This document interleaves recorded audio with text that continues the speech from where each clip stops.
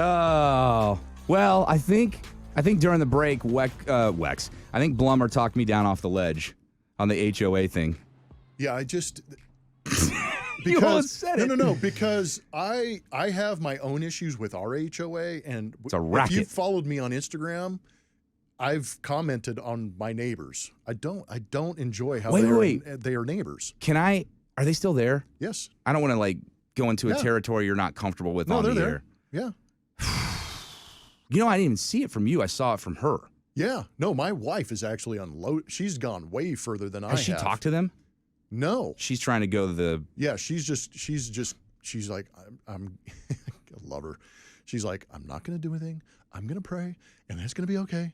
And I was like, but since she's kind of pulled back, it's been less noisy and boisterous, but it's still, there is just something. What do you think they do for a living? There's either, it's a rental property. Oh, no. But it's a massive rental house. It's a rental property, but whoever's renting the property, I think, is either Airbnb-ing it out or renting it out to somebody else on their own dime for what could only assume is OnlyFans efforts. Oh, really? Or it's a smokehouse. I don't know what's going on. Oh, I know man. And they lead the league in DoorDash deliveries.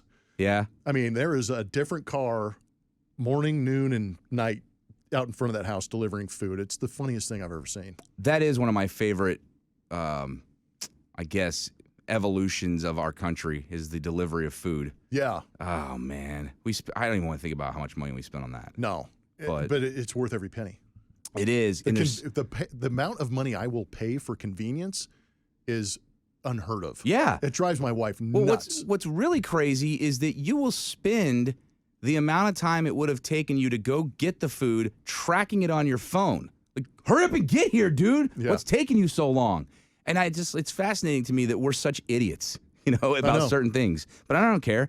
And it's just great when it gets there. But yeah, that's interesting because we lived, before the house we moved into, it was a rental property, but it was like a 3-story townhome. And it was it was plenty of space, but we actually shared a driveway. Remember the driveway. We've talked about this. Yeah. We've been friends for that long.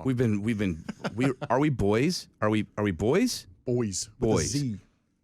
The house across the street was a corner house, and we lived in that house for 2 years. The first year of that tenure, it was clearly whoever owned it was renting it out to a bunch of college kids. Oh, boy. So there's cars all over the place. Yeah. I think 5 or 6 different people were living in that house. And we're talking about, probably a 25 to 3,000 square foot house. It was big, but it wasn't exorbitant. And I'm like, oh my gosh, this is just, they would park behind the driveway. And Not enough to have 7 cars. No, they had 7 or 8 cars. And I'm like, what is this, a dealership or is this a house? Yeah. They moved at the end of the first year. Oh, that's glorious. And nobody lived in it for the second year before we moved. And it was awesome. It was empty. Dude. The yard was always mowed and there wasn't a car on it. It was great. Dude, what is... Stop parking your vehicle on cinder blocks or just in the grass. Thank you. Don't Stay off the lawn. Stop being trash. That's what that is. That's trashy. The road is big enough to park your car on the street. That has happened at our place a couple of times across, right next to us. I know. And it's been on the, I'm going to go full get off my lawn guy because I'm Get off worse. your own lawn. Get off that lawn. Don't park in the street. How about this? I'll take it a step further. You want to be an overachiever? Clean out your garage and use it for your car. Dude, you know what's funny is that we have a 3-car garage. I have 58 kids. That's the biggest envy in the world. I want a 3-car garage so bad. But it's split. So it's there's a 2-car garage and then a single. Right. So the single is a storage unit. And we have a huge driveway. See, that's where we're different. Yeah. That garage would be mine, and no one can go in it. But since the girls have left, I made it a goal of mine. I drive a very large truck. Uh-huh. I have made it a goal of mine to park inside the garage. Yes. And I can now. And it was one of those things where my wife went out. She was at work for 6 or 7 hours. I was home alone. You cleaned it out? I'm like, bro, I am cleaning out this garage. I am going to make a parking space for my car. Dude, it sucks. And I parked it in there. She came home and she's like, I thought you were gone. I'm like, well, surprise. Yeah, and now you never know. Like I did the whole reveal with the garage door going up, and I was so proud of myself. Did the Hallelujah chorus play? Yeah, dude, it was unbelievable. I'm telling you, that's the worst job, but yet when it's done, you feel so good about it. Feels so good. That might be the most nearly 43-year-old statement I've ever made. Oh, it was definitely a 50 I'm still 42. Yeah. I just wanted to remind you. You're welcome, Dan. I didn't cuss. He's got the dump. I got the dump ready. button right there. There it is. Dude. I was I ready. was like, So, do you want to talk about the time I met James Hetfield? Oh, that was close. That was close. I almost got him to cuss, Dan. I should have worn my ring in. I almost did it. I know you should have. Is that in a safety deposit box? It's in a safe in the house. How big is Along it? with the safe for all the rings. Yeah. Oh, No, you do but have 3. No, but I've got more than that. You have more than that? I've got 5. Wait. I've got mine Right. that we won't talk about. And then 05. I've got 2 championships and 2 World Series. Oh, that's right. American League You get the champion. league championship. I Yeah. always forget that is, and No. it is a big deal. I'm borderline. I'm a poor man's Tom Brady. I've got rings on all 5 fingers. That's Isn't actually that kind of cool? Yeah, that's amazingly cool. No, and you actually have no, you don't have that one. I've got 2 AA championship rings, and I have a College World Series ring that Plus- we actually found last time we moved. plus your Emmys. Dude, I've got 3 of those things. That's pretty awesome. Dude, that's pretty rad. See, but you're doing both sides of it. Yeah. That's And you pretty know what- cool. You know what's funny is my wife is an interior designer, and there is only one specific office. The office has all of Jeff's stuff. Mm-hmm. The only 3 things that are on display that I have earned in my life are those Emmys.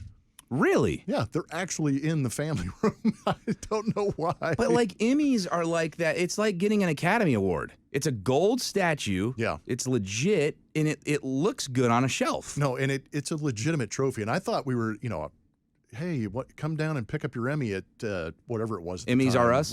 Root Sports or whatever it was at the yeah. time. I'm like, we what? I'm like, they actually give out a trophy for this thing? I thought it was just like, So everybody got one. yeah. That's our how it should entire be. Crew. It was amazing. There shouldn't be yeah. the one that you have to decide whose house it goes to. No, that's what the other thing is. I mean, legit, everybody on our crew, because it was for best live broadcast or whatever it was that year. We all got one. What do you think about this in that vein?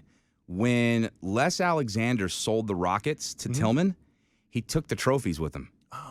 No. How do you feel about that? Seriously.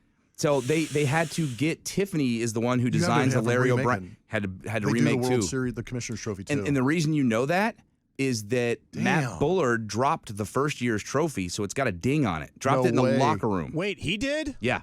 Yeah. That's I heard somebody Or was else it did. Or was it Vernon? No, And he saw it happen. there's somebody else who claimed to have dropped it. I do remember this story. Who was it? I mean, set the record straight because I don't think Bullard's going to respond to my breaking text. news.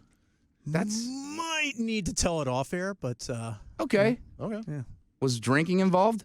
I don't hope know. so. No, none of that. But I swear that this person. That's why I'm kind of like, do I 100% know this?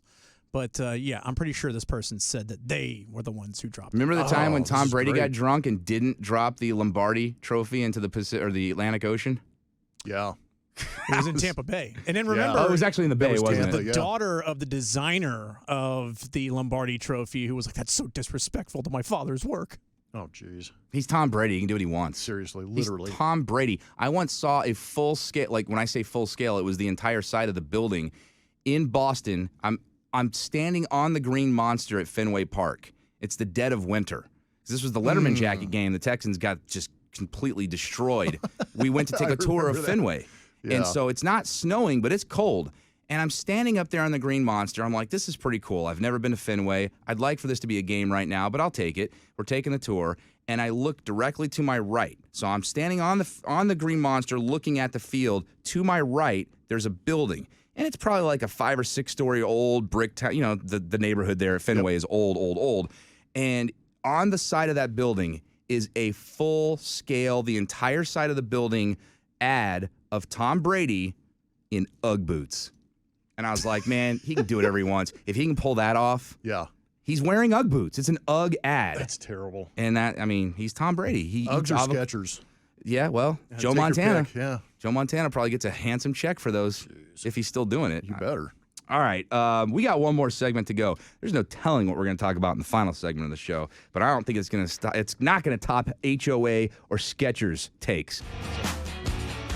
Final segment of a Thursday. This is the last Thursday in 2023.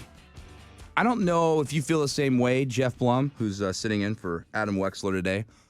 I feel like 2023 went by very quickly. Now, when you're doing a baseball season, that is the ultimate marathon. Yeah. With the amount of games and you're traveling, I guess I'd go home from the show every night when y'all are on the road, kick up my feet and watch it in the theater. Mm-hmm. You're getting to the stadium, you're doing the travel, all that kind of stuff. So it might not have flown by. I felt like this last season flew by, and really the year flew by for a lot of reasons. And certainly the NFL season is going by faster now that the Texans are actually, like, I don't know, a competent organization. And so looking forward to seeing them play in the postseason. I mean, if they could actually pull that off and have some fun doing that, playing an extra week or two. The thing about Stroud is he gives you the ability to say, if they get to the postseason and they're in a wild card situation and they'll be on the road, name a team that wants to play them, because you can't find one. Because that's that wild card. Mm-hmm. That's it's the Astros literal of the definition. 15 because yes. Because they've achieved and they're not going to be overwhelmed by expectation. They're going to go in and be like, man, a lot of people think we shouldn't be here. Loose. Except us. That's the most dangerous team there is. 100%. A team with nothing to lose is the scariest team in any sport. It's the Nationals in 2019. It is. Yeah, they're just like, screw it. Dude, it was the Philadelphia Phillies a couple of years ago, too, until they ran into the Houston Astros. But I think C.J. Stroud, with the weapons you mentioned, and I hate that Tank Dell's out. That kills me. Tank Dell hurts. And, you need Will Anderson back, for the defensive aspect. And I know their secondary is kind of beat up, too, but I mean, the way that the special teams played, Fairbairn's back. I mean, there's a definite. I agree with you. If they came in and you're a high seed and you have to play the Texans, you might be going, this could get sketchy. For a couple of reasons, superstition being really near the top of the list, but also just it's so convoluted. I haven't even thought about the scenarios of who they would play because I just want them to get those 2 wins to get in. Yeah, but it's kind of like, especially this happens in the NBA. It's all about matchups and styles. And if you get the right matchup, I believe that firmly. I mean, it doesn't really. I don't really feel like it bears itself out as much in baseball, but it certainly does in the NBA, and in certain areas it can in the NFL. And I just feel like if you get the right matchup, and that's the thing. Then if you win that game.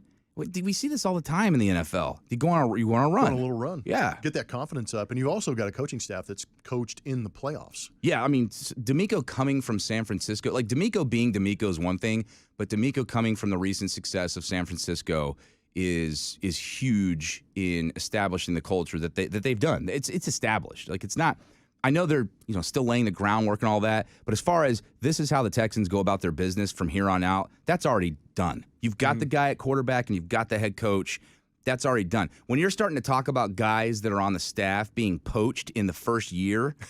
Yeah, dude, that's so frustrating. And I'm not saying that like somebody's going to hire Bobby Slowick as their head coach this offseason. That's not what I'm saying. That's probably the most frustrating conversation for me watching the NFL because you don't give these teams or you don't give a C.J. Stroud 3, 4, 5 years with an offensive coordinator. Because you don't pay coordinators what you pay head coaches. Gosh, and you can't fault them for going and getting the money. Yeah, it's like guys that that have the opportunity to get these manager jobs. It is outrageous what these guys are getting paid in comparison to what those coordinators are getting paid. And you're the first one. I never knew this when we started having these conversations years ago. This is the old building. That Major League Baseball coaching staffs. It's getting better. But like you told me some figures one time, I was appalled. No, like the manager gets millions of dollars. Yes. And everybody after that. Like the bench coach. The bench coach who's the right-hand man, literally the guy who makes some pretty strong decisions. Now the manager, in a lot of cases. You could argue pitching coaches are just as important. Hitting coaches are, unfortunately don't get paid for the work they put in. But as far as importance to an organization or importance to a ball club, yeah. I mean, they're basically, one of them is the assistant coach and the other one's the offensive or defensive coordinator. And they'd be better off being an accountant. Yeah. With the income. Oh, yeah. I mean, it's crazy to me. No, you said I mean, I don't think everybody's asked me, would you consider being on somebody's staff? And I've always said, if it's the right situation with the right group at the right time, my girls are in college, so I'd have the time to dedicate to coaching because I'm not going to take the coaching job and not go in 100%. You have to go all in, yeah. Yeah, because it's time consuming. It's there's a lot involved with that I would have to sacrifice, or my family would have to sacrifice for me to go chase that dream or whatever it was. But at the same time, I told you, I go, if this spot opened up and it was offered to me, they can't afford me. Yeah, you're making better money in TV. Yes, and that's good, by the way. You should, but it's fantastic. It's great, but at the same time, I mean, you could argue importance of jobs. It's like, yeah. I mean, there's a lot more pressure and expectation on a bench coach who should be compensated for the effort and time that they're putting into it. That's why you always hear about, like, I think for probably 10 years after he left the Steelers, Bill Cowher's name was mentioned. And we're like, it was almost silly because we were all like, he's making how much money to sit in a studio once a week? National gig, too. On a national gig where there's 8 other guys that are going to also talk. It's not like he's got to, like, have some soliloquy prepared every week. Yep. And he's getting – why would he go back into that? And his legacy – like they have 3 coaches in the history of their entire franchise, and he's one of them. That's still amazing. amazing. He won. I mean, come on now. Yeah. So, I don't think you're gonna go coach. I'm not gonna let you. There's only like a couple of guys that can convince you, anyways. Yeah, I mean, they know who they are too. I mean, if anybody listening knows who they are. Yeah, if anybody made a run at me, I'd have if those particular people asked me to, obviously I would have to listen. You consider it. Yes. And then you come back and do the games with me, Blummer. There you go.